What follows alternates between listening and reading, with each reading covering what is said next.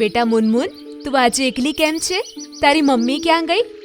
દીદી, mummy થોડા દિવસો માટે બહાર ગઈ છે અને મને બહુ જ ભૂખ લાગી છે. તમે મારા માટે ખાવાનું લઈને આવશો? મમ્મીએ પૂરી દીદીને કહ્યું હતું પણ એ ખબર નહીં ક્યાં જતા રહ્યા. કોઈ વાત નહીં બેટા, હું હમણાં જ તારા માટે ખાવાનું લઈને આવું છું.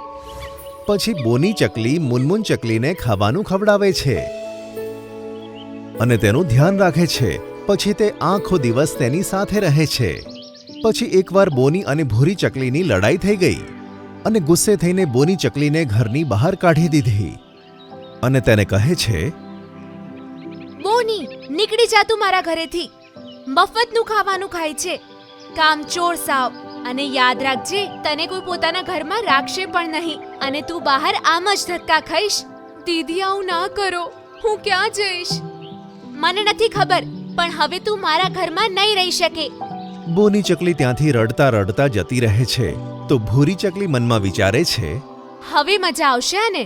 મારા ઘરમાં કંઈક વધારે જ હુકુમ ચલાવતી હતી. હવે રસ્તા પર ઠોકર ખાશે ત્યારે ખબર પડશે. બોની ચકલી આમ જંગલમાં ફરતી રહે છે અને અહીંયા ત્યાંથી ફળ ખાઈને પોતાનું ગુજરાન ચલાવે છે. તે ઝાડ નીચે છાંયડામાં બેઠી હતી અને ત્યાંથી પોપટ રાજા જઈ રહ્યા હતા. પોપટ રાજા તેની પાસે આવ્યા. અરે બોની ચકલી, શું થયું તને?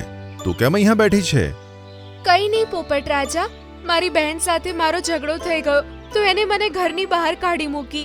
અરે, તારા જેવી સરસ ચકલીને ઘરની બહાર નીકાળી દીધી? તે આવું કેવી રીતે કરી શકે? કંઈ નહીં, તું મારી સાથે ચાલ અને મારા મહેલમાં જ રહેજે.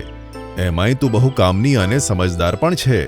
હા મહારાજ, તમારો ખૂબ ખૂબ ધન્યવાદ.